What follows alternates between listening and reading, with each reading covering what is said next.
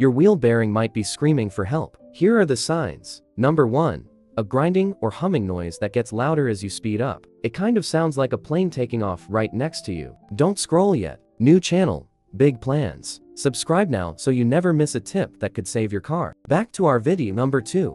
Your steering wheel vibrates or feels loose. That's a sign your bearing is literally falling apart. Number 3. The vehicle pulls to one side while you're driving. Uneven tire wear usually follows right behind this problem. Number 4. The ABS warning light pops on. A bad bearing can mess with your wheel speed sensors, triggering that light. And number 5. Excessive wheel play. If you can grab your tire and rock it back and forth, that's a huge red flag. It shouldn't move. Ignoring these signs could lead to your wheel locking up at highway speeds. Get it checked by a professional now. Follow for more car tips.